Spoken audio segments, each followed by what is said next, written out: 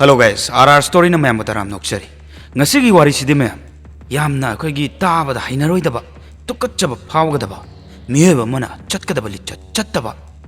Oren wari si tara kanda dum khangminarani koddi. Adu wari si kamane tawbaga habno. Mayam puna taminaraga, mayam puna khangminasi. Ngasi gi wari hawrakpasidi missing report ama thangalakpadagi hawi.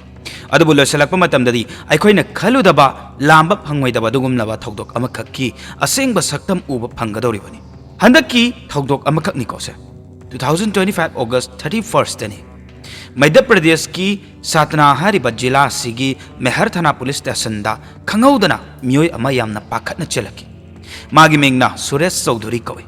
mahakna police sing du da hairamki madudi sir numit eni sukre aigi iche do yumda halaktre magi phone da call tawbasu pairaktre hanna su tawraktre aduda khwaidagi luribadi mabu kana amatana su udi haidana hainari kudong thibagan nang khidra haibagi akiba amasu isada leire kari thomgadabno haibasu khangre hairam police singna nupaduna haiba wa taraga missing report amani haidana khandoklam adu masi mangkhiba khakki wa natana pung kharada bafam adugi miyoi singna tabada ngakkadaba thokdok amakhak oigadoribani numiduda police na Anita gi yumda lakhi mayumda lakpa matamdadi solonjanduna leramki madu ubada amuk thangnana leiba miyoi singda su hangki Mahakadai Chatki, Uramra Haidan. Madudasu Makoina Chap Manana Kum. Anitati Numini Suri Udaba Haidan. Madutara Matunda Police na Yumdugi Sod to guide on a Changlaki. Aduga, check to Wachang Pumatamda, Manam Amak Namlaki. Manamadusu Yam Nam Tiba, Kang Bakara Waba, Manam Amakak Boy. Madugalina, Yum Manunda, a sang Bamachugi box Amakak Leramki. Box to su, Darangumba Oigaduini. Madu Uda, Karaching Rapsutawi. Box to gi mathaktana firol khara bek khara sutham yeng bada thawaina box tubu chingnadana ba thamjanba sumali adumna chingnaba poklak badagi box tu da kari yawena yeng nabagi damakta solo lambadu thugaire aduga hangdok tuna yeng lubadadi ayeng ba pumna akiba amadi angak ba poknari maramdi kari noda manung da yawri do Anita gi hakchang ni adusu thawai yawdraba hakchang oigadoi Haksang du phangba numitudani magi mache mangkhre haidana missing report piba lakibado khwaidagi hena ngakadaba wafam haiba taragadi pumnamak thijin humjin ba loiraga case asida Anita masagi miyoi masagi I mari makna thawng adu sinbada mating panglamgani haibasa oigadawri bani kanano harakudidi makha taba wari taraga puna khangminase mayam kiningai natrani sibu September 1st 2025 Meher Satna Madhya Pradesh tani Anita Chaudhary gi hakchang phangkibagi mathangi numitani police na so forensic team da yumadabu investigate tongnaba haidana thara maduda phangki ka aduda taramba tairamba ising yamna kanna koknaba hotnara maramdi I tehawagi mamidi khara adum tari ubu phangi masina takpadi mihat paduna mana mi hatlamme haibagi evidence to lot naba yamna kanna hotnara me haibani yum maduda khitta thijanba nattabanina Hangnaba miyoi singdusu hanglam ki maduda yim thangnaba amana yamna maru eba wafam amaka haidoraki madudi 28 August ki nungthangda Anita gi yumda magi madom sagi machadu changkhiba ui haidana hairam ki wafam sina case asigi lamjing bayaba wafam oire maramdi imung manungna haibadadi mahakna imungi mari mata amadi imunga khatna chainaba nungaina daba amata leikide haidana hairam me Mahakti icham chamba mayumda talaiba mayumdagi hendok kandaba nupini haidana su hairamni masida wahang ama haiba taragadi Anita gi nephew duna 28 August ki nungthang aduda magi nephew do chatlui haiba taragadi karigi complaint to balakpada madugi wafam do haidribono haidana khanarame maramdi case adugi maramda complaint to balakpadagi hauraga haksang do phangba phawbada amadi atopa investigation tawbadasu nephew do adum yauribani Mahakto tasengna karimta khangdabra khangjana dribra kari lotli habaduni bawa hangdi adubu asengbadu haiwa haiba daragadi mahakna police singbu sejana bani makok ngahon bani nongma yum thangnabagi machindagi 28 August ta magi nephew do nungdangda laki bani habasu taba matamda police ki mityeng makhada mahaksu ama oirakhrabani 2nd September 2025 ta nupa sibu police na korami ahan badadi mahak ni haidana hairami adubu hoi ai 28 ta nenegi manakta chatloi aidi adum su chatli chathok chasin adum tawi sida kemta akaiba leiba nati chak su chai aduga nungdang su lai aduga nungalakpada phajana wari sanaramaga adum hallei नेनेसु याम फजन अदुम कैमत तौदना लेहौरिबनी अइसु अदुम युमदा हल्ले हायदना हायरमे महागना अदुमना हाइजब तारगसु police तरी postmortem के report तु लेरिबनी report अदुदा करी यावे हायबदु मयाम तानिंगब्रा report अदुदा 28 अगस्त की नुंगधांगदा हायब तारेको अनिता दो सीबनी हायदना हायरी फनेयामना असेंगबा हायदोरकनबा हायदना हंगबा याबा हंग वहंग कया हाइसिंगना हंग मदुदा हायदोरक्त्रबसु कोनदी अदुम लादा ताय हायदुनी असेंगबदो महाकना हायदोरखिबनी अनिता चौधरी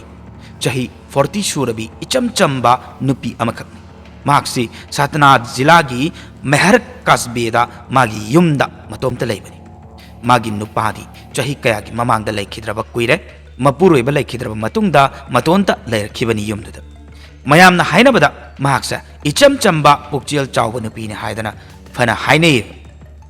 मीगा खतना चैनबा तौदे मीगा यानदबा लेते मचिन मनावगा वारी वताई तौदुना अदुम लेबनी युमथंगनबगा चत्तोक चसिन तौनदना अदुम फजना लेबने हायबा तारे महाक मतोंदा लेरंबा यायेबा अदु मागी अकोइबदा लेबा मियोइसिंगना नुंसी चानना लेमिनरगा लेबनेबा मादी मागी इमुंगदसु मचिन मनावसिंगा नुंसिनना पुल्लेबा मागी सिस्टर की मचानुपा हायबा तारे अनिता होइदा अदुम लाकपा तौई नेने नेने हायदना अदुम लाई युमथंगनाबा सिंगनसु खंगेबा लोइना अदुम लाए हायबा युमदुदा लेक्थोकपसु यावेबा चाक चाबा यावी अदुम लेबा यावी अदुबु मफमुदा लेरअगा मागी नेनेगी वारी कया अमा खंगलमेबा करिगुंबा मतमदसु सेल थुम नीबा यावी मागी नेने से सेल थुम अदुम वाचदे सेल लै हायबा खंगजयेबा मागी नेनेनसु मतेंग अदुम तौबी हेक्तोकपा कैसु तौदे सेल निरअगसु अदुम पीबी इमुंग मनुंगना हायनाबा वाफमदसु अनिता से पुक्चेल चावी मिगी मतेंग पांगबा कल्ली हेक्तोकपा हाइजदे हायदना हायनरिबने अदुबु असुक फक्रबा मिसक असे अथुब मतमदा चही नौना तमथीबा मिसीदा सिगदौरी हायबा खंजबा नत्ते महाक्ति लाइबक थीबा थौदोक्ता मसागी इमुंगी मी नमक हायबा तारे मसागी युंगी मीना हालमगदौरीबने वारिसिदा लासेको 28 अगस्त तनी नोंगमदी नुमित तंखाय अमा हेना हौखिदुना नुंगधांगी मतम हायबदु योरखिबा थबक वाना चटनरुबा सिंगसु थबक लोइनरगा मयुमेमदा हनादुना पोथानारे अदुबु अनितागी मयुमदा लोइना थुपना लाकलमखि मागी मचागुंबनी हायबा तारेको इचम चमना लाकपदि नत्रे अंगांग अदुना मागी नेनेगी युमदुदा सेल खरा अमदी सना लुपा लै हायबा खंगना लाखिबनी ममांगदसु हायखिबदनी नुपासिदी कोइदे माना चिंगनबा मतम लाकनिंगबा मतमदा अदुम लाई हायदना तोइना लाकपा चाबा थकपा तौरबनिना युम अदुदा करी लेरमगनी हायबा लोइना खंगबा ngame हायबा तारेको महाना अपाम अमा पियो हायबदसु अनिताना यादबा सुंतौ तौदेबा अदुम पीगदोइने नुमितुसु फजना प्लान सिलगा लाखिबनी हुरानगनी हायदना मागी प्लान की मतुंगिना युम अदुदा चंगखिबनी अदुबु महाकना चंगदुना येंगबदा अनितादी तुमदुना लेरमके इचिकची मखोन तारिबा हायबाबु फेन की मखोदु अदु खक्तंग तारमे तंजा अदुदा मागी थबक्ति पांगथोअगा चटखिबगी मुहुत्ता मागी कोक्ता वखल अमा थौलखि मदुदी करिनो हायबदा महाकना आयरन रोड अमा मखुत्ता पाइखलि अदुगा मकोक्ता थोंखि मदुदा ज्ञान जे अखोई खंगमांग मांगे तौवे वानथाबदी तौदे अदुबु चाइना खोल याम वाना खांगमे मसिनसु लोइबा नत्रिको अदुमना अनितादो ज्ञान मांगली लैबा मतमदा महाकना अनितागी हक्चांग सोक्तुना नत्तबा लिचत चटपा फाउदा हौरमखि मतम मदुदा महाकना चथरिबा थोंगदो फै फत्ते हायबा मचेत अमा फाउबा खनखेदि मागी अनिंगबा थुंगले हायबा मतमदनी अनितागी थवाई खरा यावजबदुसु मुनखिबनी अदुना माना खंजबा सेल थुमदो यावरमगनी खनबा उपुदो हांगदुनी ये माना खनबदुमा ओइरमनेबा मरमदी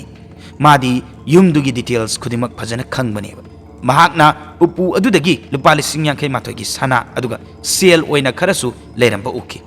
मदुबु मागी मसादा लोइन हापचिनखि मतमदुदा महाक ज्ञान लाखि महाकना खनखि अइदी हुरानबा खक लाखिबनी अदुगा करिनो आइना तौरमनिसि हायदन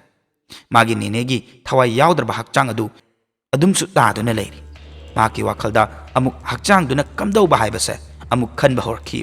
खनबा याबा खलबा मतुंगदा ngसाइगी बॉक्स तो उरखि हक्चांगदु चिंगदुना थांगदुना